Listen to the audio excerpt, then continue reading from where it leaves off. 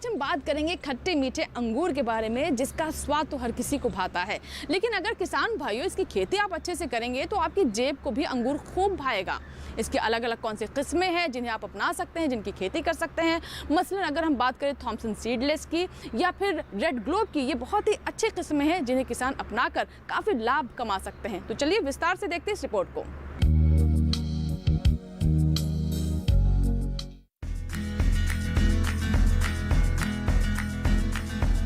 हमारे देश में व्यावसायिक रूप से अंगूर की खेती पिछले लगभग 6 दशकों से की जा रही है और अब आर्थिक दृष्टि से सर्वाधिक महत्वपूर्ण बागवानी उद्यम के रूप से अंगूर की खेती काफी उन्नति पर है।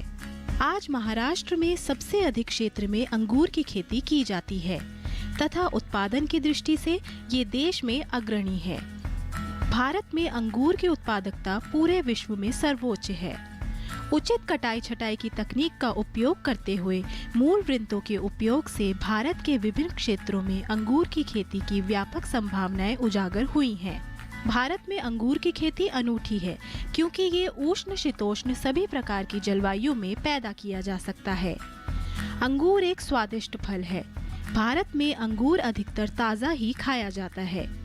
वैसे अंगूर के कई उपयोग हैं। इससे किशमिश, रस इत्यादि पदार्थ बनाए जाते हैं। आज हम जानेंगे अंगूर के कुछ किस्मों के बारे में, परंतु इसकी ज़रूरत क्या है इसे जानना सबसे पहले महत्वपूर्ण है। जैसे आप सभी जानते हैं कि निर्यात बाज़ार में खास करके फलों के क्षेत्र में अंगूर का बहुत महत्व का स्थान है। इसलिए आज हम कुछ जानेंगे कुछ किस्में। जैसे भारत में सबसे पहले जो आई किस्में है नई, वो है थॉमसन सीडलेस, जो ये है। लगभग ये 5 दशकों पहले ये किस्में भारत में आई थी। अंगूर देखा जाए तो मूलतः हमारे देश का नहीं है। ये जो शीतोष्ण क्षेत्र है वहाँ से हम लोगों के यहाँ पे हम लोग लेकर आए हैं, या हम कह सकते हैं इंट्रोड्यूस किए गए हैं। तो उसमें से सबसे पहले जो किस्में है वो है थॉमसन सीडलेस। थॉमसन आज आप बाज़ार में देखेंगे तो सफ़ेद या हरे रंग की जो बाकी की किस्में वो थॉमसन सीडलेस में से ही विकसित की गई है। यह किस्में जो हमारे जैविक उत्पादकों या तो हम जो प्लांट ग्रोथ रेगुलेटर्स कहते हैं उसके लिए सबसे ज़्यादा संवेदनशील है। बाज़ार में दुनिया में सबसे ज़्यादा चलने वाले किस्मों से थॉमसन सीडलेस का सबसे ज़्यादा भाग है।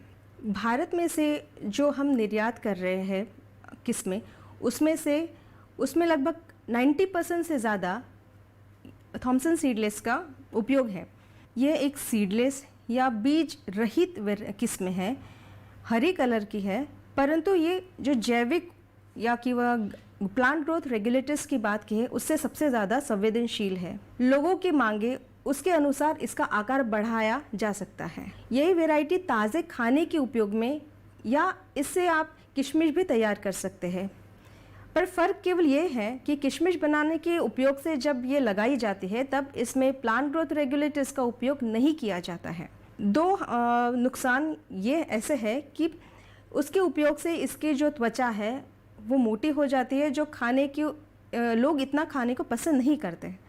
और दूसरा, इसके जो शेल्फ लाइफ या इसके जो भंडारण की क्षमता है, क्योंकि एक बार जब लोग अपने खेतों से जब निकालते हैं तब इसको कोल्ड स्टोरेज में या कम तापमान वाली जगहों पे रखा जाता है, ताकि जब मार्केट में या बाज़ार में जब इसकी मांग बढ़े तो उसके अनुसार इन्हें सप्लाई किया जा सके। तो ऐसा इसका भंडारण लगभग 2 महीने तक कोल्ड स्टोरेज या कम तापमान पे 0 से 1 डिग्री तक किया जा सकता है। ये सबसे ज़्यादा चलने वाली वैरायटी में से एक है। परंतु अभी जैसे लोगों की मांगे बदलती जा रही है, अभी लोगों में जैसे सबसे ज़्यादा मांगे रंगीत किस्म जिसकी आकार बड़ा हो, जिनमें ग्रोथ रेगुलेटर्स की कम ज़रूरत हो, ऐसे लोग मांग करते जा रहे हैं। अब हम देखते हैं दूसरी किस्म। हमारी संस्थान जो अंगूर संबंधी सभी रिसर्च करती है, उसमें हम लोगों अलग अलग तरीकों से नई किस्में लाने या विकसित करने का कोशिशें चलती रही है। सबसे पहले तो इंट्रोडक्शन, जिसमें हम बाहर से जो कमर्शियल किस्में है उसे लाई, जैसे थॉमसन सीडलेस हुई, रेड ग्लोब है, फैंटेसी सीडलेस है। रेड ग्लोब अभी तक आप सभी जैसे जानते हैं कि कमर्शियल या बाज़ार में चलने वाली किस्मों में बीज रहित किस्में सबसे ज़्यादा है, पर रेड ग्लोब एक ऐसी वैरायटी है या ऐसी किस्म है जो बड़ी आकार की, रंगीन, जैसे आप यहाँ पे देख सकते हैं। और दूसरी इसमें एडवांटेज है, इसके फ़ायदे इस तरीके से है कि इसमें बिना ग्रोथ रेगुलेटर्स के उपयोग से इसका आकार हमें बड़ा मिलता है। इसमें कम से कम हमें 25 मिलीमीटर उसका जो आकार है बेरी का हमें आसानी से मिलता है। तुलनात्मक रूप से अगर आप थॉमसन सीडलेस में देखेंगे तो उसमें आपको 16 से ऊपर बढ़ाने के लिए भी ग्रोथ रेगुलेटर्स का उपयोग करना ही पड़ेगा, और बाज़ार में चाहिए तो कम से कम 18 से 20 mm साइज़ चाहिए होता है जब आपको निर्यात करने की ज़रूरत पड़ती है। रेड ग्लोब की दूसरी विशेषता ये है कि एक तो इसका पेड़ों में फ्रूटफुलनेस काफ़ी अच्छा है। फ्रूटफुलनेस या तो फिर जो गुच्छों की संख्या है वो उपयुक्त मात्रा में होती है। दूसरा ये कि इसका जो गुच्छे का साइज़ है वो कम से कम आपको 600 ग्राम से ज़्यादा मिलेगा। अंगूर जो है निर्यात के क्षेत्रों में काफ़ी आगे है। ऐसे जगहों में ऐसी किस्में जिसमें भंडारण की क्षमता सबसे ज़्यादा होती है वो सबसे ज़्यादा चलती है। इसी कारणवश रेड ग्लोब पूरे दुनिया भर में सबसे ज़्यादा रंगीन किस्मों में सबसे ज़्यादा मांग रहने वाली किस्में हैं। तीसरा चलते हैं फैंटेसी सीडलेस। फैंटेसी सीडलेस एक काली बीज रहित वैरायटी है, उसमें भी आपको ग्रोथ रेगुलेटर्स का उपयोग की ज़रूरत नहीं पड़ती। ये दोनों वैरायटी हमारे यूएसए से हम भारत में लाई गई है। फैंटेसी सीडलेस भी रेड ग्लोब की तरह ढीले गुच्छों, नैसर्गिक रूप से ढीले गुच्छों की होती है, उसमें आकार बढ़ाने के लिए ग्रोथ रेगुलेटर्स की ज़रूरत नहीं होती। फैंटेसी सीडलेस एक ऐसी किस्म है जिसमें उच्च तापमान में भी एक जैसा रंग विकसित होता है। ज़्यादातर किस्में आपने देखी गई होगी उसमें न्यूट्रल या तो कोई स्वाद नहीं रहता है, सिर्फ मीठापन या तो फिर खट्टापन के आधार पर हम निर्धारित करते हैं कि वो किस्म अच्छी है या नहीं। पर मांजरी नवीन एक ऐसी किस्म है जिसमें स्वाद है। उस किस्म में भी हमें प्लांट ग्रोथ रेगुलेटर्स की ज़रूरत नहीं पड़ती है। वो नैसर्गिक रूप से, वो स्वाभाविक रूप से ढीले गुच्छों वाली रहती है। साथ ही उसमें बंच गुच्छों के अंदर भी मनी का आकार एक जैसा हरा रहता है। दूसरा ये कि उसकी जो आप परिपक्वता 16 से 17 डिग्री ब्रिक्स पे उनको निकाला जाना चाहिए, नहीं तो उनके जो मनी है वो गिर पड़ते हैं जब आप पेड़ों से गुच्छों को निकालते हैं। इसके अलावा ये जो किस्में है इसको आप इसकी किशमिश भी बना सकते हैं।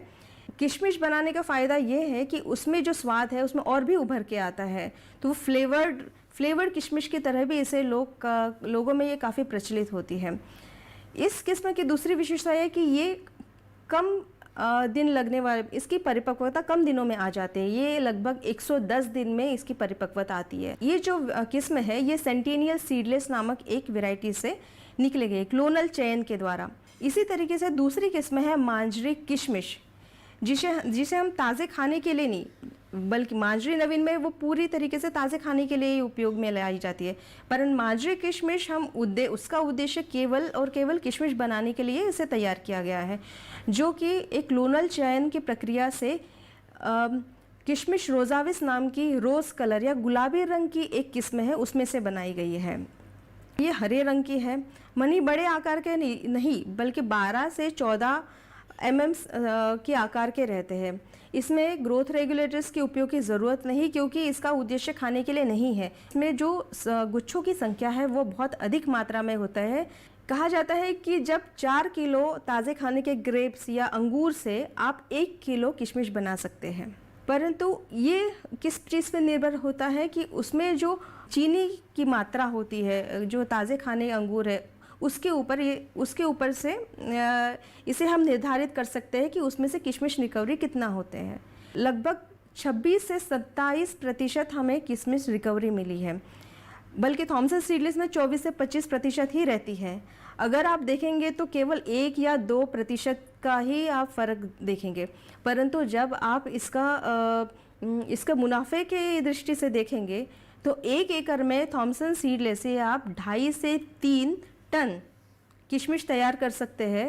मैं कह रही हूँ 2.5 से 3 टन, बल्कि किशमिश जो मांजरी किशमिश है उसमें आप 3 से 3.5 टन किशमिश रिकवरी कर सकते हैं प्रति एकड़। अगर आप होलसेल मार्केट में देखेंगे तो ये जो प्रतिशत की बात की है, 1% ज़्यादा होने की वजह से 0.5 टन की रिकवरी ज़्यादा मिलती है। 0.5 टन को अगर आप देखेंगे तो ये 1 लाख, कम से अगर आप 200 रुपये प्रति किलो के पीछे आपको अगर होलसेल मार्केट में अगर इसकी कीमत मिलती है तो ये लगभग 1 लाख का प्रति एकड़ का ये ज़्यादा फ़ायदा होगा। तीसरी मैं बात करूँगी 18/3। 18/3 अभी तक हमारे संस्थान में से रिलीज़ नहीं की गई है, परंतु ये एक काली रंग की किस्म है जिसमें अविकसित बीज है।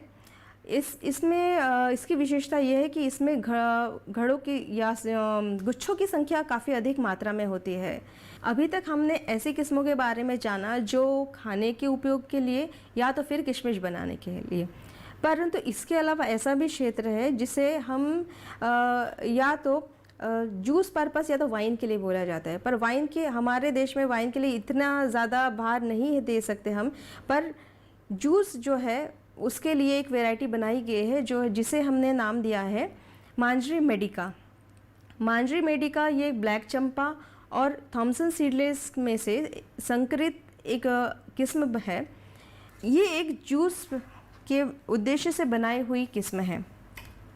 इसमें सबसे ज़्यादा मात्रा में एंटीऑक्सीडेंट प्रॉपर्टी पाई गई है। इसमें रस की रिकवरी लगभग आप 65 से 70% तक जानी गई है। इसमें ध्यान सिर्फ ये रखना है कि मैक्सिमम जिस तरीके से बताया गया है कि ये जूस के उद्देश्य से बनाई या रस के उद्देश्य से बनाई गई एक किस्म है, तो इसलिए ज़रूरी है इसका रंग या इसकी छांटनी ऐसे टाइम पे करनी चाहिए कि इसकी परिपक्वता ठंडे जलवायु में आए, या जैसे कि आप जनवरी के अंतिम चरणों तक आ जानी चाहिए ताकि इसमें रंग के विकास के लिए आसानी हो।